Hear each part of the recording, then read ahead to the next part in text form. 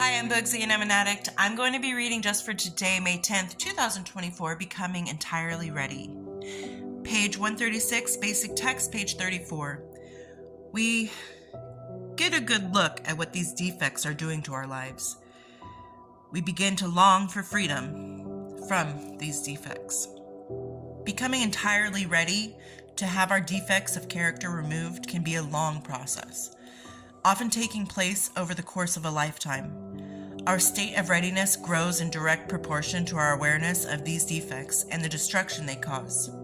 We may have trouble seeing the devastation our defects are inflicting on our lives and the lives of those around us.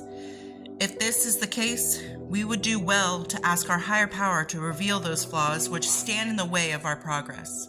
As we let go of our shortcomings and find our influence waning, we'll notice that a loving God replaces those defects with quality attributes. Where we are fearful, we find courage. Where we are selfish, we find generosity.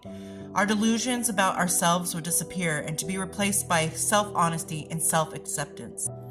Yes, becoming entirely ready means we will change. Each new level of readiness brings new gifts. Our basic nature changes, and we soon find our readiness is no longer sparked only by pain, but by a desire to grow spiritually. Just for today, I will increase my state of readiness by becoming more aware of my shortcomings. Change isn't always bad. Change can be good. It's up to you to decide what it is you want to change into. And I know that change can be scary and nerve-wracking and cause a lot of what ifs. But again, not a what if, it's what is. And right now, what is something that you need to focus on. The what is and who I am needs to be focused on. Is this who I want to be? Is this who I'm okay with presenting to the world? Is this okay for me? Am I okay for me to be looking in the mirror? Am I okay with what I see and who I see? Is this what I want in my life?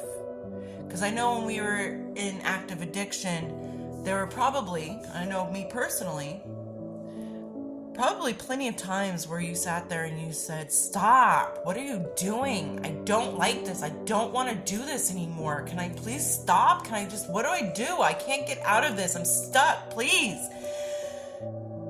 And you just wanted to change. You just didn't know how. But now that you have changed and you're in recovery, or you're deciding to start recovery, start your sobriety so that you can get into recovery, now you have made big steps and big changes in your life, so it should become slightly easier to slowly kill off the addict that was dragging you down. Start cutting that tie and becoming the person in recovery, that human who wants to live the rest of their life clean and serene and sober and in recovery and happy and understand the joys of life and experience the joys of life and not just watch it as a bystander who doesn't belong in this world. While the whole world is happening around you, while you were getting high, it was a lot of wishful thinking.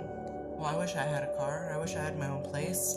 I wish I had my kids. I wish I had a job. I wish I had better friends.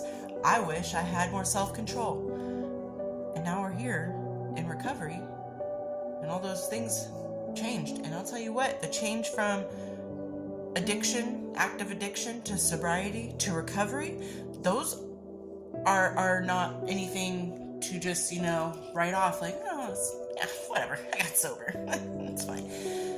Those are very huge and important changes in your life. And you need to embrace that and understand that if I can change from active addiction to an active recovery and take those steps from addiction to sobriety to recovery and continue my life and better my life every day, I can damn near do anything. Anything life throws my way, I will at least have the tools and resources and the critical thinking skills on how to approach it and how to let it approach me. And making making those changes in your life, no matter how small or how big, will become like second nature to you. And you just have to understand, like, who do I want to be to other people? Who do I want to be to myself? And start making those changes today. At any point in time, you can stop the action you are doing in that moment, and you can stop and restart, or stop and go back and then find a different way to go at any point. That's the great thing about free will. So I hope that if you find defects in your life that you don't like, I hope you have the courage and the motivation to change those into something positive. Just like the literature said, you know, in fear I'll find courage. And I believe you can do that. Just go easy on yourself. Don't hold yourself hostage to the past. And understand that this is a work in progress. No matter how many days or years, decades, whatever, clean you have, it's a work in progress, and it always will be. Just make sure that the progress is going the right direction. And I hope everyone's doing well out there, and I'll talk to you later. Bye.